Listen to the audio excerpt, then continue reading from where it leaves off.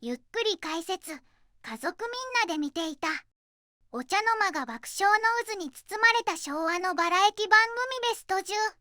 ねえマリサ、最近はスマホで一人で動画を見るのが当たり前になったけど、昔は家族みんなでテレビの前に集まって、同じ番組を見て笑ったりするのが普通だったんだよね。そうなんだぜ、レイム。特に昭和の時代は、一家に一台のテレビが宝物でな。夜になれば家族全員がお茶の間に集合して、同じ番組に夢中になったもんだ。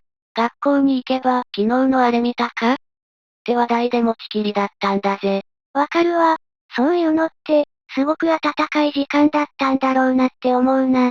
一つの番組をみんなで共有する一体感があったんだろうね。ああ、今じゃコンプライアンス的に難しい企画もあったけど、そこには作り手の常識を打ち破るような熱い情熱と、生放送ならではの予測不能な面白さが詰まってたんだ。テレビが一家に一台の魔法の箱だった時代、家族の絆を深め、共通の話題を生み出したのが、他でもないバラエティ番組だったんだぜ。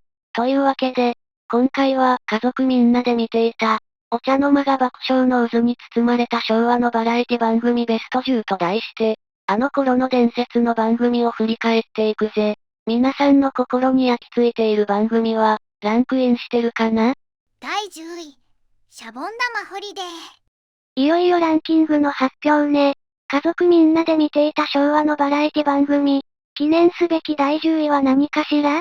第10位にランクインしたのは、後の日本のテレビ番組に巨大な影響を与えた伝説の番組、シャボン玉ホリデーだぜ。1961年から11年半も続いた、音楽バラエティの金字塔なんだ。シャボン玉ホリデー。名前は聞いたことあるわ。音楽バラエティってことは、歌が中心の番組だったの？もちろん歌もすごいんだが、この番組が革新的だったのは、本格的なコントと音楽を、まるでミュージカルのように融合させた点にあるんだぜ。それまでの歌番組みたいに、歌手がただステージで歌うのとは全く違う。ストーリー仕立ての構成がお茶の間の度肝を抜いたんだ。コントの中に歌が入ってくるなんて、今聞いてもすごくおしゃれな感じがするわね。具体的にはどんな人たちが出ていたの？司会を務めたのは、あの双子デュオのザ・ピーナッツ。そしてレギュラーには、花はじめとクレイジーキャッツという最高のコメディアンたちが顔を揃えていたんだぜ。番組冒頭のテーマソングと、牛乳石鹸提供っていうおなじみのフレーズは、当時の日本人なら誰もが知っていたはずだ。豪華なメンバーね。ザ・ピーナッツとクレイジーキャッツの組み合わせなんて、面白くならないわけがないわ。その構成は誰が考えたの？その斬新な構成を手掛けたのが、若き日の青島幸男なんだ。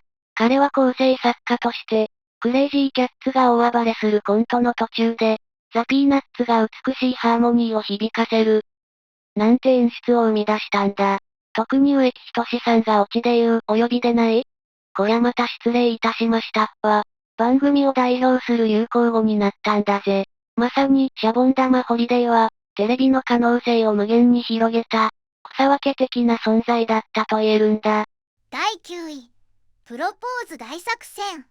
第10位は音楽とコントの融合がおしゃれだったわね。次はどんな番組なのかしら？一般の人が主役になるような番組もあったの？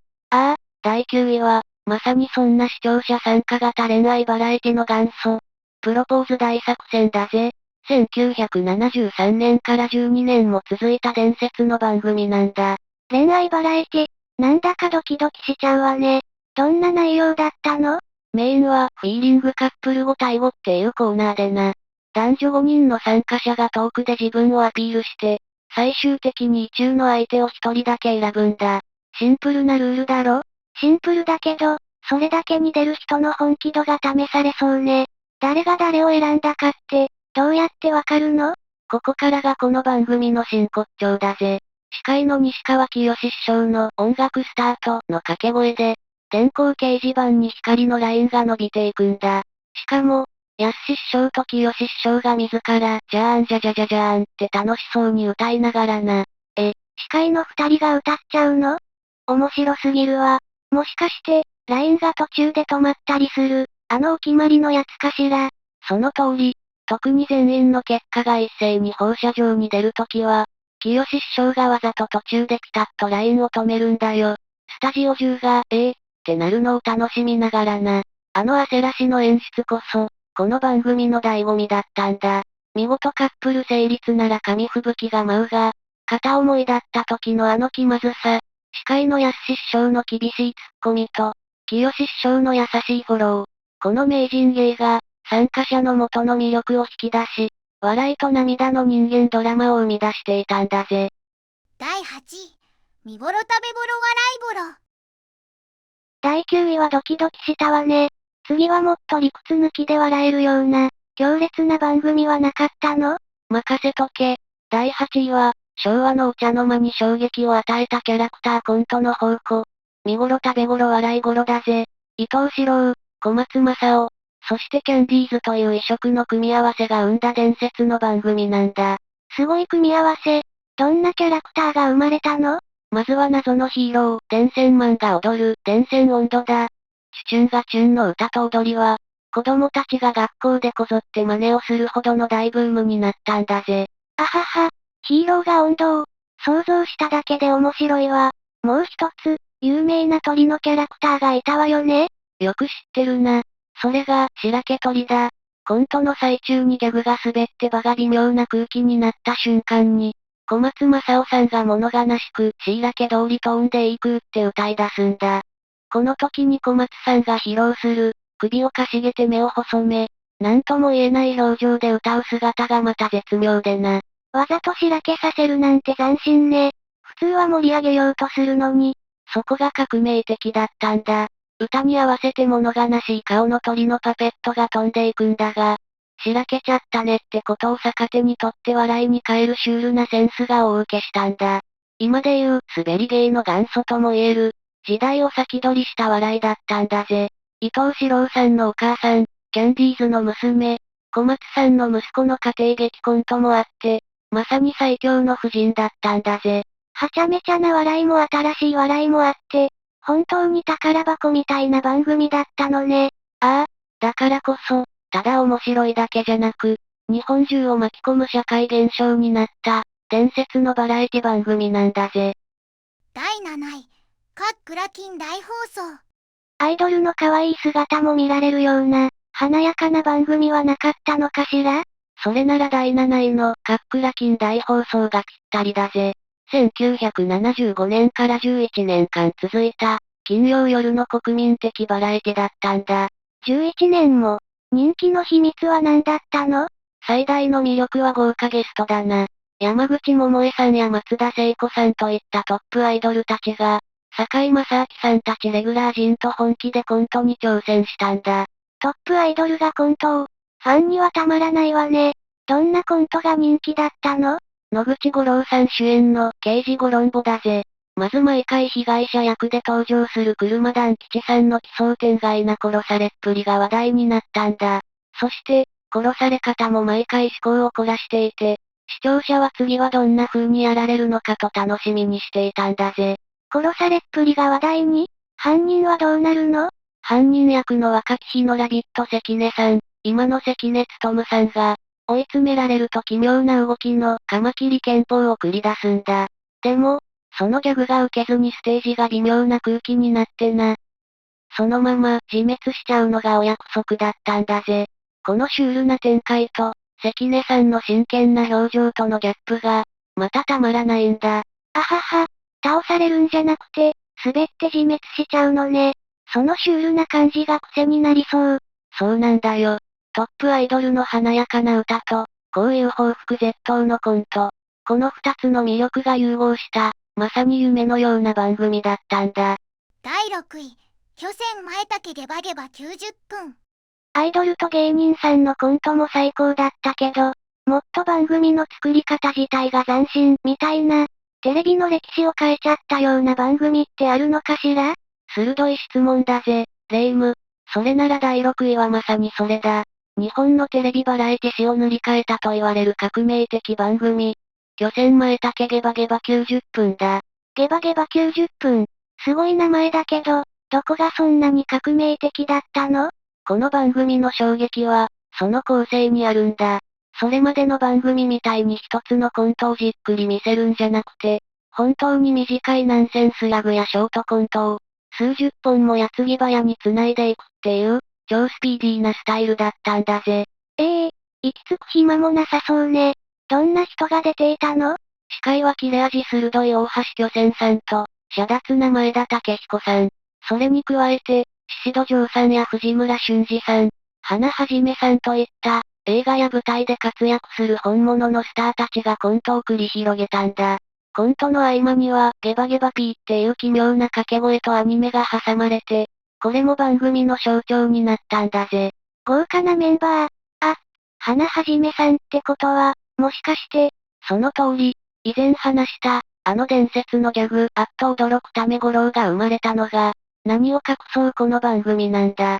あまりに斬新すぎて、最初は視聴率が伸び悩んだらしいんだが、やがて若者を中心に熱狂的な支持を集めていったんだ。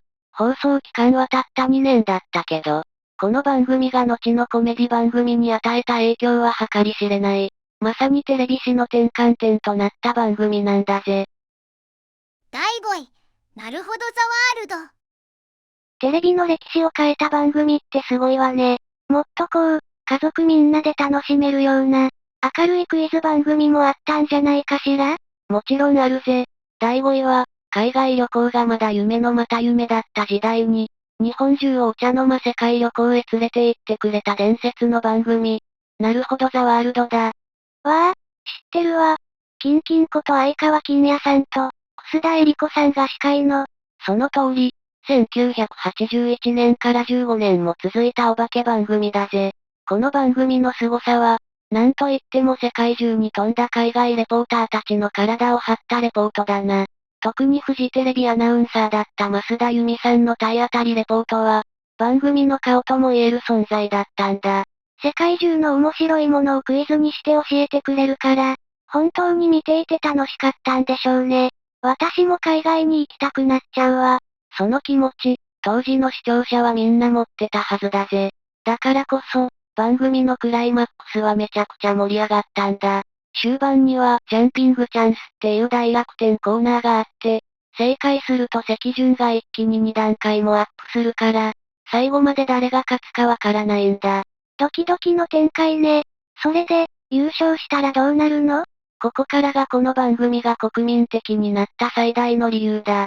優勝チームは最後に豪華商品をかけたゲームに挑戦できるんだが、その商品が、後には最大で50万円分まで持ち越される海外旅行券になったんだぜ。テレビで見たあの国に、自分も行けるかもしれない、っていう、とてつもなく大きな夢を、この番組は日本中のお茶の間に届けてくれたんだ。第4位、クイズダービー。回答者の個性が光るような、人間味あふれるクイズ番組はなかったの？それなら第4位のクイズダービーしかないぜ。これは単なる知識を競う番組じゃない。出場者が回答者の人間力まで見抜かないと勝てない。まさに唯一無二のクイズ番組だったんだ。人間力を見抜く？どういうこと？この番組のルールがとんでもなく独創的でな。出場者は自分で答えず、スタジオにいる5人の回答者のうち、誰が正解するかを競馬みたいに予想して、持ち点をかけるんだ。その中でも、この番組を伝説にした絶対的な存在がいた。それが、3枠に座る漫画家、原平さんだぜ。原平さん、驚異的な正解率を誇ったっていう、その通り、原さんの知識は尋常じゃなかった。歴史、文学、科学、芸能。どんなジャンルの難問でも、まるで答えを知っているかのようにさらっと正解してしまう。その姿はもはや、回答者というより、賢者のようだったんだぜ。賢者？そんなにすごかったのね。じゃあ、みんな、原平さんにかけていれば安泰だったんじゃない？それがこのゲームの面白いところでな。原さんのオッズ、つまり倍率は、当然のように低く設定されているんだ。だから、序盤でコツコツ点数を稼いだ出場者が、最終コーナーを回ったところで、ために貯めた持ち点を原平さんに全部、と、大勝負に出るわけだ。なるほど。そこで、お決まりのフレーズが生まれるのね。まさに人生の縮図みたい。そうなんだ。ここで外したら全てを失う。でも、原さんならきっと。という、出場者の人生をかけた祈りを、司会の大橋巨泉さんが原平さんに全部という名台詞で受け止める。そして、最終問題の倍率ドンさらに倍で奇跡の大逆転が起こる。この番組は、原平さんという偉大な賢者を中心に展開する、手に汗握る人間ドラマだったんだぜ。第3位、金ちゃんのどこまでやるの？回答者の人間ドラマ、すごかったわね。次はもっとこう、ほのぼのとした、家族の温かさを感じられるような番組が見たいな。それならもう、第3位のこの番組しかないぜ。お茶の間に笑いと温かい涙を届け続けた、伝説のお化け番組、金ちゃんのどこまでやるのだ。金どこ、聞いただけで、なんだか優しい気持ちになるわ。普通のバラエティとは、何が違ったの？最大の特徴は、番組の形式そのものにあったんだ。ステージの上に組まれた家のセットで、観客を前にしてホームドラマを演じるっていう、ユニークなお茶の間ドラマ形式の公開コメディだったんだぜ。ステージでホームドラマを、じゃあ、観客の笑い声も全部入っているのね。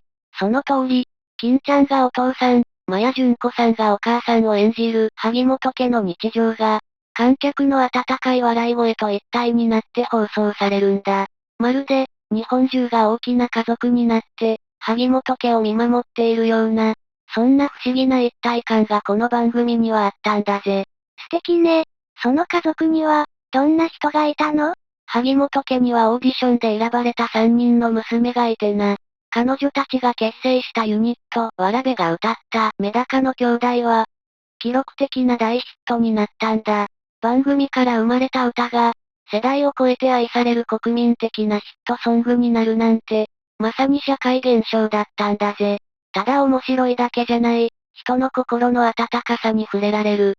それが、金どこが10年間も愛され続けた理由なんだ。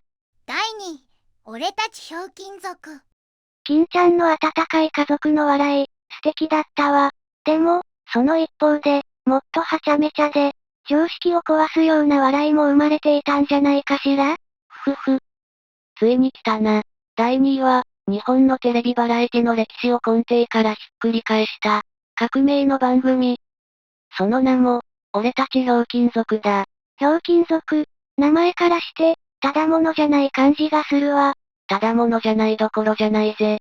この番組が始まった土曜夜8時、その時間には、誰もが打倒不可能と思っていた絶対的な王者がいたんだ。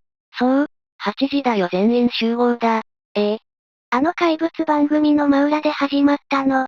無謀すぎるわ。だろ？最初は野球中継が雨で中止になった時にだけ放送される雨傘番組で、視聴率も全然ダメだった。だが、ひょうきん族は、王者の戦い方を徹底的に研究し、その全てを逆手に取ったんだ。全員集合が作り込まれた台本なら、こっちはアドリブ重視。全員集合が公開生放送なら、こっちは客のいないスタジオ収録。全員集合がグループの笑いなら、こっちは芸人一人一人のこの力で勝負する、とな。すごい、まさに革命軍ね。その象徴が、ビートたけしさんのたけちゃんマンだ。全員集合が計算され尽くした舞台コントなら、ひょうきん族は楽屋落ちやうちはネタも辞さない、生々しいドキュメントのような笑いだったんだ。明石家さんまさんが演じるブラックデビルみたいな怪人とのアドリブ合戦は、台本なんて関係なしの予測不能な展開で、若者たちの心をわしづかみにした。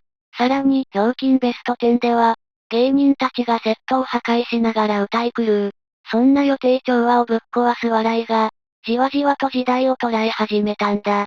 そして、ついに、誰もが不可能だと思っていた下克上を成し遂げたんだ。視聴率で絶対王者を抜き去り、16年続いた伝説の番組を、放送終了に追い込んだ。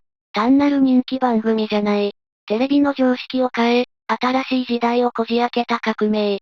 それが、俺たちひょうきん族なんだぜ。第1位、8時だよ、全員集合。ついに第1位の発表ね。ひょうきん族が2位ってことは、やっぱり、あの番組しかないわよね。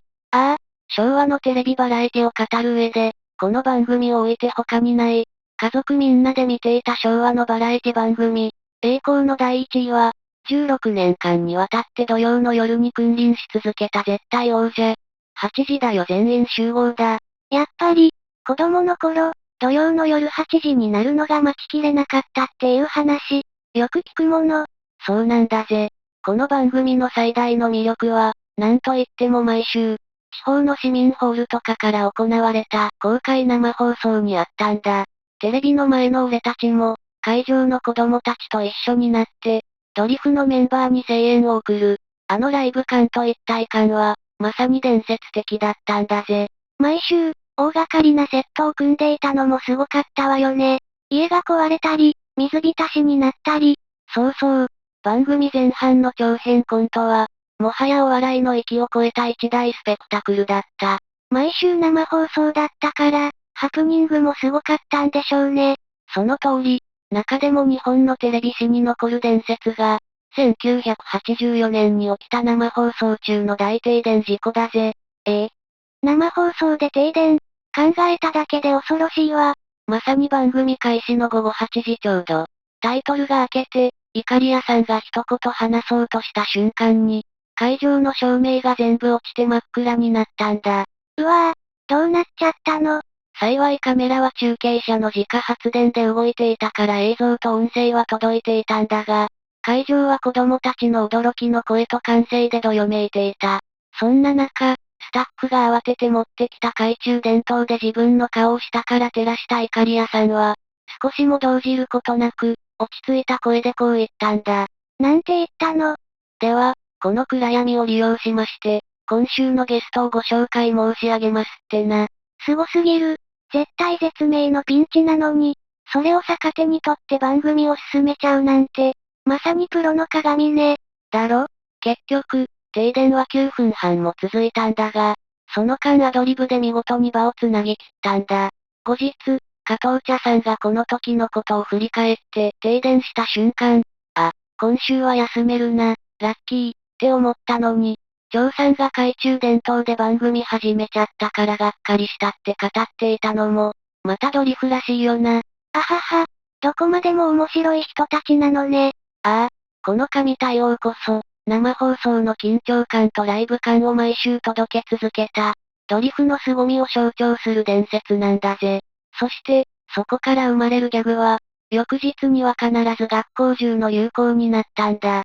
加藤茶さんの、ちょっとだけよや、志村けんさんの、東村山音頭、そして、加藤さんと志村さんの二人が生み出した、ヒゲダンス。もう、数え上げればキリがないぜ。PTA から子供に悪影響だなんて言われたこともあったみたいだけど、それだけ影響力が絶大だったってことよね。まさにその通りだぜ。その人気は、全員集合が始まると、日本中の水道の使用量がガクッと減るっていう都市伝説まで生んだほどなんだ。批判されながらも、日本中の家庭に、毎週必ず、1時間のお腹を抱えるほどの爆笑を届け続けた。これぞまさに、国民的バラエティの頂点なんだぜ。総評またはまとめ。こうして振り返ると、本当にすごい番組ばかりだったわね。ただ笑えるだけじゃなくて、家族みんなでテレビを囲んでいた。あの頃の温かい空気まで思い出せるような気がするわ。そうなんだぜ。昭和のバラエティ番組は、単なる娯楽じゃなかったんだ。テレビが家族の中心にあった時代だからこそ、作り手の熱量と、お茶の間の熱気が一体になって、時代そのものを映し出す文化になっていたんだよな。本当にそう思うわ。あなたの思い出の番組や、忘れられない名シーンは何ですか？ぜひコメント欄で、あなたの宝物のような思い出を教えてくださいね。ああ、みんなの思い出話、楽しみにしてるぜ。この動画を懐かしいと思っていただけたら、ぜひチャンネル登録と高評価で応援していただけると嬉しいです。これからも、皆さんの心に眠る昭和の宝物を掘り起こしていきますので、次回の動画も楽しみにしててくれよな。ご視聴ありがとうございました。